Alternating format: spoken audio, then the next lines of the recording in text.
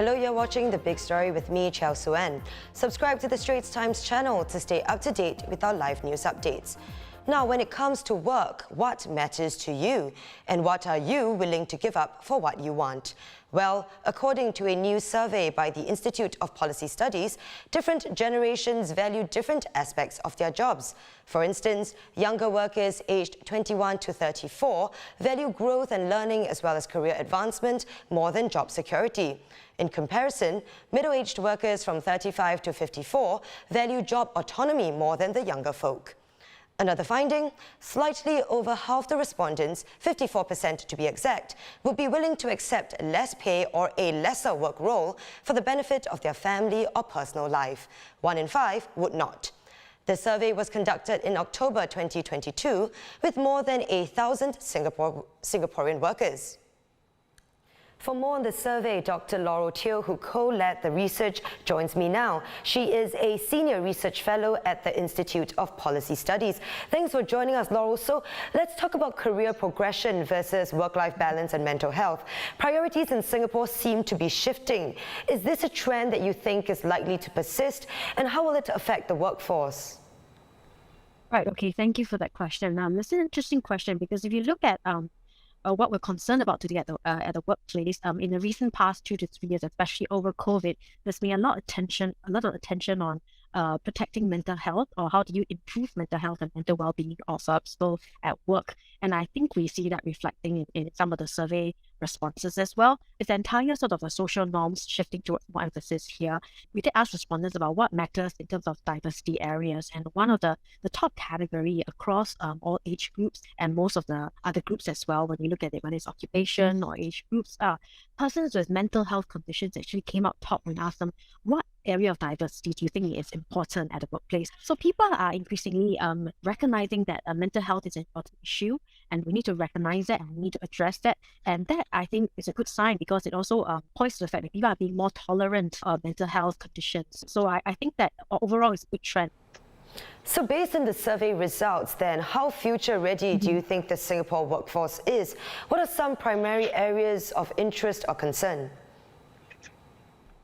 Okay, so I think if you look at overall result across the entire workforce, I think we're doing pretty okay. We have generally about 3 in 4, or sometimes even 7 in 10, 8 in 10. So about anything between 60-something to 70% of people who are generally aware that there are going to be major changes in the work, in the type of work that they do, in the work tasks, and even in job roles going forward in the next 5 to 10 years. We all know that there's rapid digital transformation. We've got new industries coming up, such as care, digital and green economy. So new jobs will be coming up, and old jobs will be changed, redefined, or will be gone.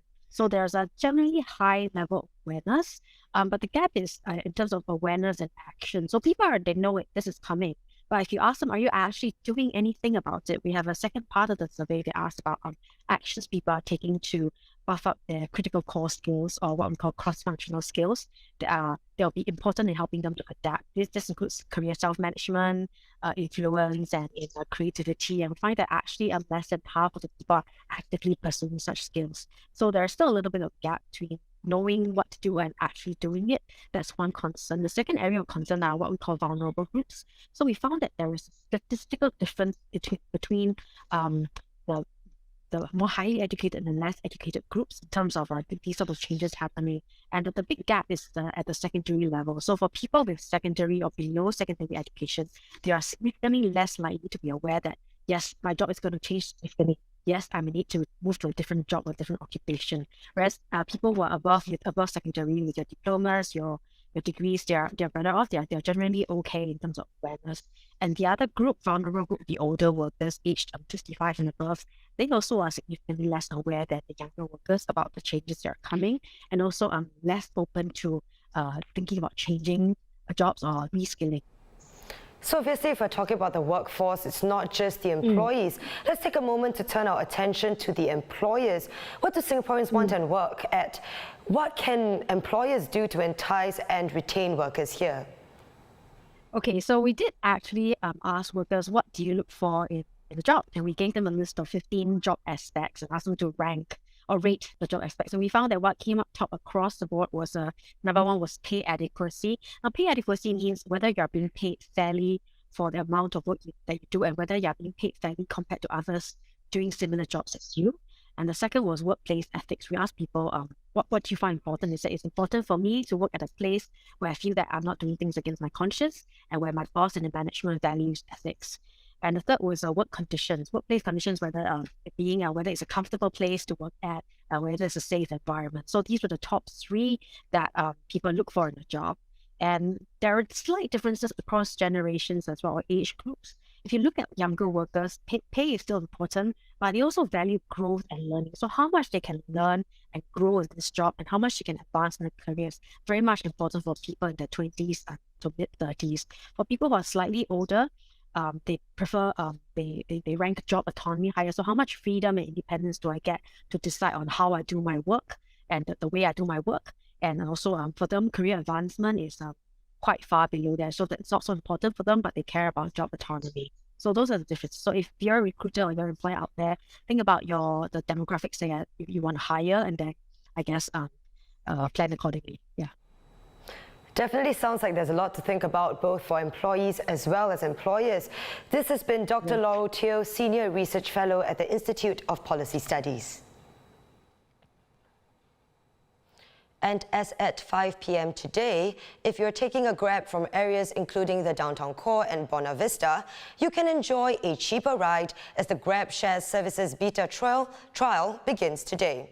Do note though, you're only allowed 1 passenger per booking and up to 2 bookings per ride. So if you're traveling in a bigger party, you'd still need a regular Grab or taxi. And moving on to sports, LeBron James joins an exclusive club as the LA Lakers star becomes only the second NBA player to score 38,000 career points. His 35-point performance against the 76ers takes him to just 364 points behind the NBA's current all-time leading scorer, Kareem Abdul-Jabbar. The record, which was set in 1984, is expected to be surpassed in the upcoming weeks, with James averaging 29 points per game this season.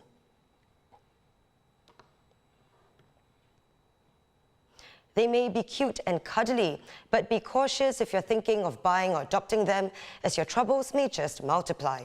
We're talking about rabbits, of course, and some pet welfare groups are concerned that more of them will be abandoned after the festivities welcoming in the Chinese Year of the Rabbit has passed.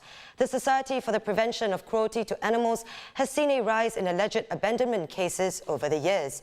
The SPCA says it's most likely due to a lack of sterilization of pets, impulse adoptions or purchases.